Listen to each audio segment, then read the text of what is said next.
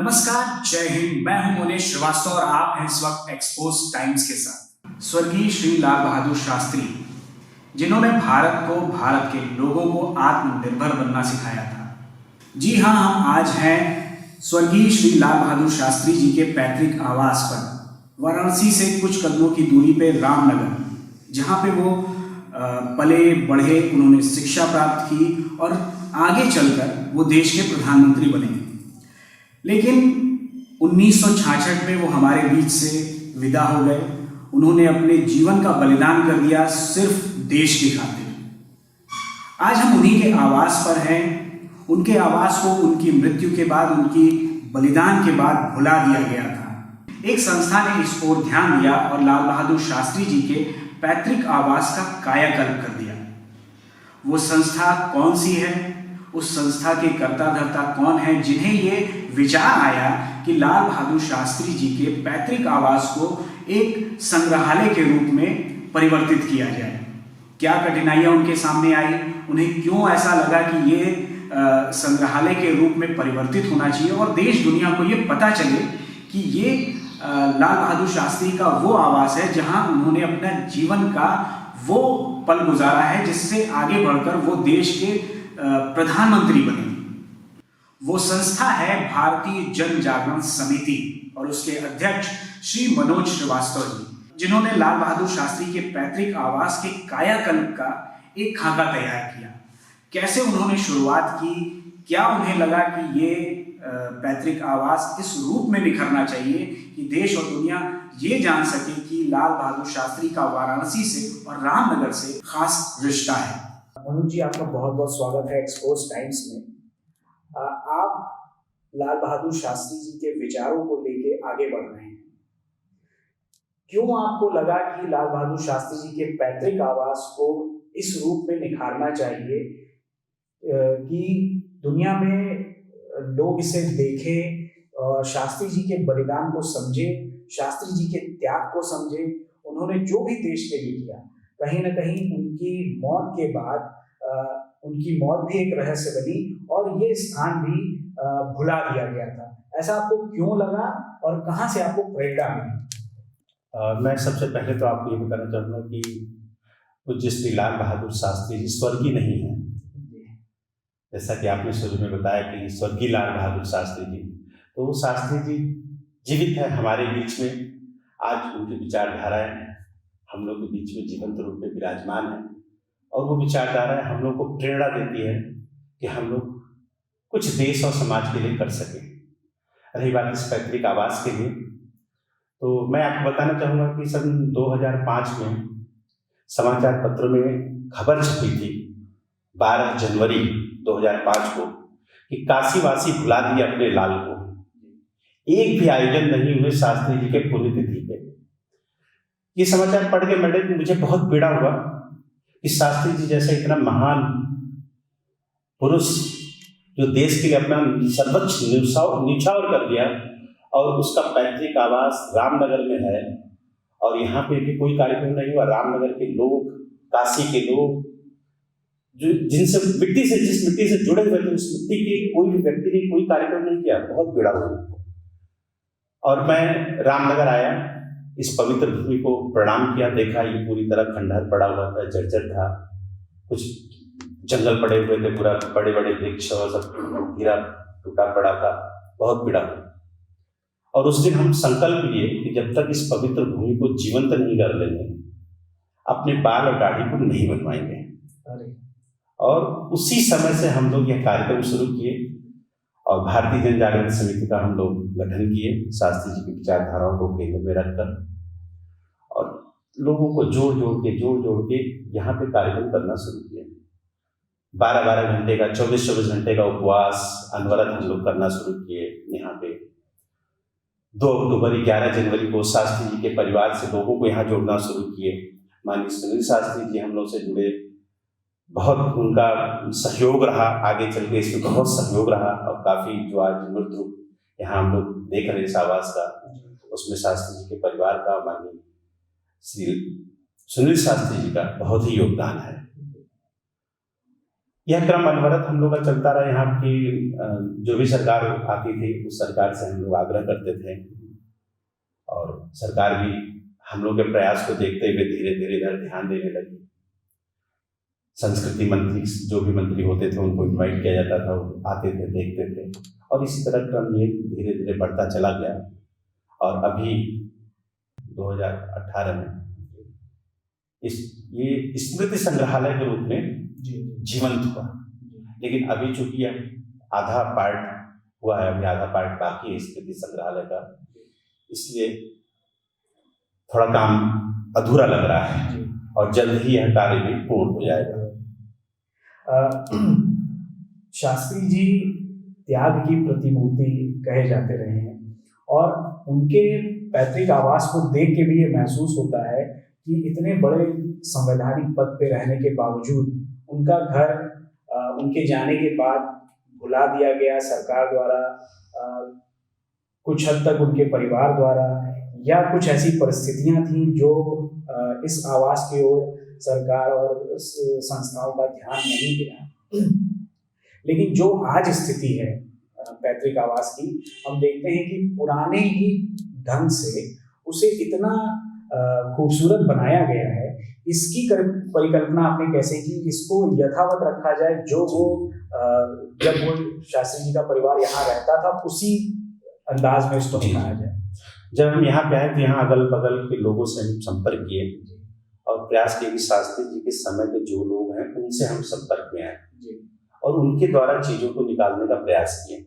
इसके लिए सबसे ज्यादा हमारा सहयोग किए एकदम पड़ोसी और शास्त्री जी से मिले हुए श्री विश्वनाथ प्रसाद, अब तो खैर वो नहीं है, श्री विश्वनाथ प्रसाद उपाध्याय जी, वो काफी सहयोग किए और वही हमको बताया कि कहाँ पे क्या था, किस स्वरूप में था। फिर उत्तर प्रदेश सरकार के लोग आए और वो लोग अपनी स्क्रैच तैयार किए, उस लखौरी वगैरह जो यहाँ पे लगे हुए थे उस ईंट की व्यवस्था बना के इसको धीरे धीरे मूर्त रूप में लाया गया। और उसके बाद शास्त्री परिवार के लोग, माननीय सुनील शास्त्री जी और भी परिवार के लोग यहाँ पे आके दिशा निर्देशन समय समय पर देते रहे, उसी की वजह से आज असली रूप में आ सका है। जैसा हमने अभी देखा इस पूरे आवास में उनकी तमाम वो तस्वीर है जो उनके कार्यकाल के दौरान, उनके बचपन की भी हैं, उनके परिवार के तस्वीरें हैं। इसको आपने कैसे सजाया? उसमें कुछ उनके इस्तेमाल किए हुए, उपयोग किए हुए सामान भी हैं, जिसमें उनका बक्सा है, जिसमें उनका पंखा है, जिसमें उनके घर के बर्तन हैं। तो क्या ये सब इस स्थान पे था या आपने इसको अरेंज किया? जी, ये बड़ा अच्छा वो था। यहाँ पे तो कुछ नहीं था, खंडर था, लेकिन हम बताना चाहेंगे कि माननीय सुनील शास्त्री जी, जिनका बापूजी से बहुत ज़्यादा अटैचमेंट था, रामनगर से अटैचमेंट था, और बराबर वो यहाँ का विजिट करते थे, मार्गदर्शन देते थे। तो जितने भी सामान यहाँ देख रहे हैं, जितने भी फोटोग्राफ देख रहे हैं, जितने भी बर्तन वगैरह देख रहे हैं, सब माननीय श्री सुनील शास्त्री जी ने हमें उपलब्ध कराया है। और कहाँ पे क्या चीज़ है, कैसे किस तरीके से डेकोरेट होगा, किस तरीके से लगाया जाएगा, सब सारा उनके निर्देशन में हुआ है। उनका बहुत बड़ा सहयोग है इस स्मृति संग्रहालय को मूर्त रूप में लाने का। अच्छा, इसमें अगर हम बात करें सरकार के सहयोग की, तो आपको क्या क्या कठिनाई आई और क्या क्या सरकार से, प्रशासन से या बनारस के उन लोगों से जो जिन्हें हम धनवान कह सकते हैं, जो सहयोग कर सकते थे, किस तरीके का सहयोग मिला और क्या इस सहयोग को जुटाने में आपको कुछ जगह पीछे भी हटना पड़ा? देखिए, जहाँ तक रही सरकार की बात, तो हर सरकार की अपनी प्राथमिकताएं होती हैं। जब शास्त्री जी की 100 वर्ष पूर्ण हो गए जयंती पे, तो उस समय समाजवादी पार्टी की सरकार थी, माननीय मुलायम सिंह यादव मुख्यमंत्री थे। उन्होंने कई सारी घोषणाएं किया, उनका भी सहयोग था। उसके बाद बसपा की सरकार आई। बसपा की सरकार में संस्कृति मंत्री श्री सुभाष पांडे जी थे, उनका भी पूरा सहयोग था। और वर्तमान में भारतीय जनता पार्टी की सरकार है, उनका भी पूरा सहयोग। तो सरकार तो समय से ध्यान तो देती थी, लेकिन जिस तरीके से प्राथमिकता के आधार पर ध्यान देना चाहिए था वो नहीं कर पाई सरकार। उसके लिए हम लोग को बहुत प्रयास करना पड़ा, लेकिन ठीक है, सहयोग तो मिला ही हमें, सभी लोगों का सहयोग मिला, सरकार का मिला, रामनगर के लोगों का मिला, शास्त्री परिवार का मिला, और अपनी संस्था से जो भी लोग जुड़ते चले गए उन सभी लोगों का सहयोग मिला, तभी यह इस मूर्त रूप में आ सका है स्मारक। भारतीय जन जागरण जो आपकी संस्था है जिसके आप अध्यक्ष हैं, उसके तहत आप एक कर्मपथ के नाम से मैगजीन प्रकाशित करते हैं। इस मैगजीन की परिकल्पना क्यों, कैसे हुई, और इसमें आप जो शास्त्री जी की विचारधारा है उसको आगे बढ़ा रहे हैं, तो ये ख्याल कैसे आया? जी, अब जैसे ही मूर्त रूप में आने के बाद हमें ये लगा कि जो लोग यहाँ शास्त्री जी के आवास पे आएंगे वही जान पाएंगे शास्त्री जी की विचारधाराओं को, शास्त्री जी की सादगी को, लेकिन जो व्यक्ति बाहर बैठा हुआ है, दूर दूर है, उस तक ये बात कैसे जा पाएगी। उसके लिए हम लोग कर्मपथ नाम की एक मैगजीन, जो मासिक मैगजीन है, निकालना शुरू किया, और शास्त्री जी की विचारधारा हर महीने छाप के लोगों तक पहुंचाने का प्रयास हम लोग कर रहे हैं। और इसी क्रम में हम लोग एक विंग और तैयार की है, लाल बहादुर शास्त्री शोध संस्थान का। शोध संस्थान के तहत हम लोग शास्त्री जी की विचारधाराएं और कृतियों को हम लोग सजोएंगे। और उसी क्रम में एक गांव है बेला गांव, इस बेला गांव को हम लोग गोद लिए हैं। शास्त्री जी का नारा था जय जवान जय किसान का, तो हम लोग का उद्देश्य है जवानों का सम्मान और किसानों का आर्थिक उत्थान। तो आर्थिक उत्थान कैसे हो किसानों का, यही हमारा शोध वर्ग चल रहा है विगत 1 साल से। बेला गांव में हम लोग कई सारे प्रोजेक्ट डाले हैं और देख रहे हैं कि इस प्रोजेक्ट के माध्यम से हम लोग किसानों का आर्थिक उत्थान कैसे कर सकते हैं। ये प्रयोग हम लोग शास्त्री जी को केंद्र में रखकर उनकी विचारधाराओं को लेकर शुरू किए हुए हैं, और अनवरत हम लोग को इसी क्रम में आगे बढ़ते चलना है। आगे बढ़ते हैं तो सर, एक सवाल हमारे सामने ये आता है कि 2 अक्टूबर को महात्मा गांधी की जयंती पूरा देश मनाता है, लेकिन 2 अक्टूबर को ही वो हस्ती भी इस देश में जन्म ली थी जिसने प्रधानमंत्री का दूसरा कार्यकाल उन्होंने के पद पे सुशोभित हुए थे, और उन्होंने कई ऐसे काम किए जिससे देश और दुनिया ने भारत का लोहा माना था, जिसमें 1965 के युद्ध को भी हम देखते हैं जब वो हमारी सेना पाकिस्तान के लाहौर में खड़ी थी। लेकिन 2 अक्टूबर को भारत काफी हद तक महात्मा गांधी तक ही सीमित रह जाता है, लाल बहादुर शास्त्री जी के जयंती को भूल जाता है। ऐसा क्या आपने किया और क्यों ऐसा था देश में कि लाल बहादुर शास्त्री पीछे रह गए और उनकी जयंती पीछे रह गई? क्या आपने किया जिसकी वजह से लोग ये जानने की कोशिश कर रहे हैं या समझ रहे हैं कि 2 अक्टूबर को हमारे भारत के दूसरे प्रधानमंत्री का भी जयंती है?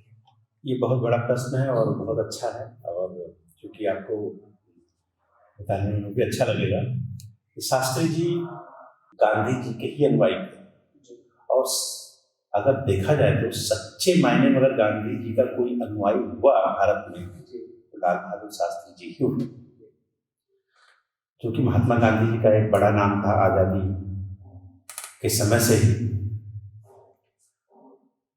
लेकिन शास्त्री जी भी उनके अनुयायी होने के नाते जो काम कर गए वो भी बड़ा काम कर गए, तो बड़े नाम के आगे थोड़ा सा एक समस्या आई। लेकिन अब स्थितियां बदल रही हैं।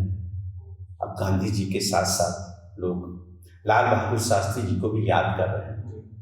अब इसी क्रम में मैं आपको बता रहा था कि काशी में जहाँ शास्त्री जी का जन्म, कर्म और पढ़ाई लिखाई यहीं से निकल के राजनीति में प्रवेश किया और भारत के उच्च पद में पहुंचे, जब यहाँ के लोग भूल गए तो भारत की बात अलग है।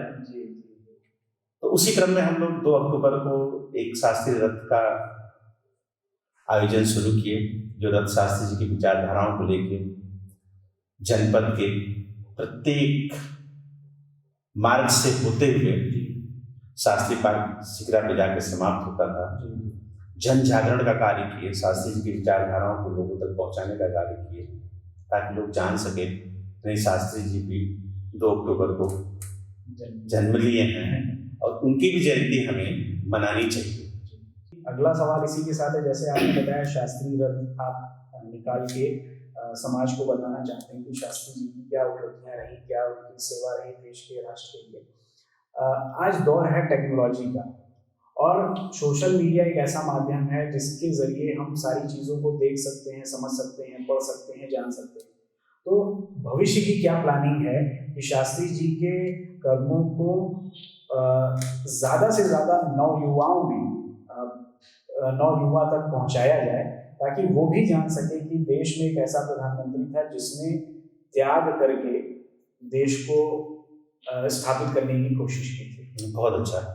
और अब इसी क्रम में हम लोग लगे हुए हैं कि एक वेबसाइट बनाया जाए, शास्त्री जी की जितनी भी पुस्तकें हैं उनको डिजिटलाइज किया जाए और छोटे छोटे फिल्म बना के 5 मिनट 4 मिनट उनकी विचारधाराओं को जन जन तक पहुंचाया जाए, ताकि आने वाले युवा। अभी एक बड़ा अच्छा प्रश्न भी है कि अभी छोटे बच्चों से हम लोग कभी घर में जाते हैं, पूछते हैं तो वो गवर्नमेंट स्कूल से पढ़ के आते हैं, उन्हें पता ही नहीं शास्त्री जी के बारे में, उनके कोर्स में शास्त्री जी का है ही नहीं, उनको पढ़ाया नहीं जाता। तो अब हम लोग का प्रयास यही है कि इस माध्यम से डिजिटल तरीके से छोटे छोटे फिल्म बना के छोटी छोटी कहानियों के रूप में उसको प्रेषित करके, ताकि बच्चों तक ये बातें जाए और वो विचारधारा, वो आदर्श को वो समझ सके। शास्त्री जी ने किस विषम परिस्थितियों में रह के भारत को किस मुकाम पे पहुंचा है, उनको पता होना चाहिए, तभी वो अपने आने वाले समय में अपना मार्ग प्रशस्त कर पाएंगे और जो उनके सामने चुनौतियां हैं उस चुनौतियों से लड़ पाएंगे। मनोज जी, आगे बढ़ते हैं और हम ये जानने की अगर कोशिश करें कि पैतृक आवास, शास्त्री जी के पैतृक आवास पे देश की किन किन हस्तियों ने समय गुजारा है, किन लोगों ने यहाँ दर्शन किया है, तो उस फहरिस्त में आप किन नामों को गिनाना चाहेंगे? बहुत अच्छा प्रयास है। जब हम लोग शुरू किए थे तो भारत रत्न लाल बहादुर शास्त्री नाम की पुस्तक डॉक्टर श्रीमती नीरजा माधव जी ने जिसको संपादित किया, उस पुस्तक के लोकार्पण के लिए मनमोहन भागवत जी को आमंत्रण दिया गया और वो सहर्ष स्वीकार करके यहाँ आए और 1.5 से 2 घंटे शास्त्री जी के पैतृक आवास में बैठे और जो अनुभूति उन्होंने व्यक्त किया डिजिटल रूप में, बहुत ही अच्छा लगा हम लोगों को। और उसके बाद भारत के प्रधानमंत्री श्री नरेंद्र मोदी जी यहाँ आए और उनका कार्यक्रम मात्र 10 मिनट का था, लेकिन वो 35 मिनट जमीन पे बैठ के शास्त्री जी के पूरे जीवन गाथा को सुना। और उसके बाद उत्तर प्रदेश के मुख्यमंत्री माननीय योगी नाथ जी और राज्यपाल श्री राम नाईक जी आए और ऐसे बहुत सारी महान विभूतियाँ यहाँ आती रहती हैं, श्रद्धा सुमन पूज्य लाल बहादुर शास्त्री जी को समर्पित करती रहती हैं। और अभी हाल में ही राष्ट्रवादी चिंतक श्री पुष्पेंद्र कुलश्रेष्ठ जी भी यहाँ के अपनी श्रद्धांजलि पूज्य शास्त्री जी को समर्पित किया है। मनोज जी, ये बताइएगा कि जो शास्त्री जी का पैतृक आवास है, इसमें आगे की प्लानिंग क्या है, कैसे इसे और बेहतर किया जा सकता है? जी, इस संदर्भ में जब इसका आधे भाग का स्वरूप आ गया तो पार्ट 2 जो बुआ जी का आवास था जहाँ हम लोग बैठे, ये पूज्य लाल बहादुर शास्त्री जी का आवास है, उसके ठीक बगल में बुआ जी का आवास था जिसको उत्तर प्रदेश सरकार ने ले रखा है, खरीद रखा है उसको, और अब उस पर कार्य बाकी है। इस संदर्भ में सुनील शास्त्री जी आके विस्तृत रूपरेखा तैयार कर दिए हैं, जिसमें वार रूम होगा, लाइब्रेरी होगी और ऑडियो वीडियो हॉल होगा, कॉन्फ्रेंस रूम होगा। इस तरीके की कई सारी चीज़ों को वहाँ पे हम लोग लाएंगे। जिस शोध संस्थान होगा, शास्त्री जी की बहुत सारी पुस्तकें होंगी, जो बच्चे शास्त्री जी पे शोध कर रहे हैं वो यहाँ आए और उस दुर्लभ ग्रंथ से अपने सामग्री को ले सकें, पढ़ सकें। तो ये सब भी प्लान बाकी है और हमें लग रहा है कि जल्दी ही इस पे कार्य शुरू हो जाएगा। माननीय सुनील शास्त्री जी तो एकदम प्रयासरत है कि जल्दी से जल्दी हो जाए। सरकार को कई चिट्ठी भी लिखे और बराबर वार्ता भी करते रहते हैं, लेकिन थोड़ा अभी सरकार की तरफ से बहुत अच्छा वो नहीं आ पाया है। अब देखिए, हमें लग रहा है कि जल्दी ही ये हो जाना चाहिए। उम्मीद है और हमारी आशा है कि ये जल्दी से जल्दी हो। अगर एक याद अगर हम देखें इस पैतृक आवास में भ्रमण के दौरान, तो एक शास्त्री जी का जो नारा था, जय जवान जय किसान, उनके उस नारे को प्रदर्शित करने के लिए बंदूक और हल, ये 2 चिन्ह थे।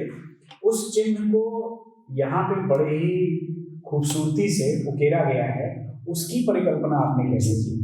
ये बड़ा अच्छा था क्योंकि जब पूज्य शास्त्री जी के और पूज्य माता जी की प्रतिमा बन रही थी, कलकत्ता के कोई कारीगर थे, वो अपना वो बना रहे थे उसको, तो उसी समय मेरे दिमाग में आया कि शास्त्री जी का जो जीवंत नारा है, जो मंत्र था, जो देश पूरा जिसको अपनाया हुआ है, तो उस पर कुछ काम करने की जरूरत है। तो कई जगह शास्त्री जी के जय जवान जय किसान को लेकर कुछ ना कुछ बना कई बार देखे हुए थे। तो वहाँ के जो आर्टिस्ट थे, जो कलाकार थे, उनसे मैं टेलीफोन पे बात कर लिया। मैं उनको बताया कि मैं कुछ ऐसा चाह रहा हूँ। उन्होंने स्क्रीन बना के मुझे भेजा। तो एक दो थोड़ा सा करने के बाद, संशोधन करने के बाद, तो ये जो आज अभी देख रहे हैं वो मूर्त रूप में आया। एक तरफ बंदूक है, बंदूक का नाल ऊपर है, और एक तरफ हल है, हल का नाल नीचे है जमीन से, वो जमीन से जुड़ा हुआ है, और ये स्वाभिमान से जुड़ा हुआ है, और बीच में तिरंगा है जो हमारे स्वाभिमान को प्रदर्शित करता है। तो बड़ा अच्छा लगा, बन के आया, तो हम लोग भी बहुत अच्छा लगा कि इस रूप में आ पाएगा, तो बड़ा अच्छा था। और इसके लिए हम उस आर्टिस्ट को धन्यवाद देते हैं जो इस रूप में उसको ला पाए। मनोज जी, अगर हम इस पे सरकार का ध्यान दिलाना चाहें तो आप क्या उम्मीद करेंगे सरकार से कि जो आपका सहयोग या इस संस्था के लिए और पैतृक आवास के लिए सहयोग करे, ताकि ये आवाज जो है वो एक म्यूजियम के तौर पे और निखर कर सामने आए? बिल्कुल, देखिए, सरकार तो अपनी तरफ से बहुत सारी चीजें करती रहती है, अपनी उनकी प्राथमिकताएं भी होती हैं, लेकिन हमें लगता है कि ऐसे महापुरुषों को नहीं भूलना चाहिए, और इस स्मारक को भी, इस संग्रहालय को भी उनको प्राथमिकता के आधार पर रख के कार्य करना चाहिए। करते हैं, लेकिन उस हिसाब से नहीं हो पा रहा जैसा हम लोग चाहते थे कि उतनी तेजी से हो जाए। तो सरकार को थोड़ा ध्यान देना चाहिए इधर भी। चलिए, आपकी उम्मीद जो है सरकार से वो पूरी हो, उसके लिए हम आशा भी करते हैं और मान भी करते हैं कि सरकार अगर ये वीडियो देखे, ये इंटरव्यू देखे, तो ये बात उन तक पहुंच सके। तो आपका बहुत बहुत धन्यवाद मनोज जी। आपने जो भी परिकल्पना की, उसका जो रूप हमें दिखता है वो वाकई में काबिले तारीफ है, जिसके लिए शब्द नहीं है उसके बखान करने के लिए। तो ये थे श्री मनोज श्रीवास्तव जी, जिन्होंने लाल बहादुर शास्त्री के पैतृक आवास को इस खूबसूरती से निखारा है कि देखने वाला ये जरूर सोचेगा कि हमारी वो हस्ती जिसने देश के लिए खुद को कुर्बान किया, उन्हें भूलना नहीं चाहिए। धन्यवाद, नमस्कार, जय हिंद, जय जवान जय किसान।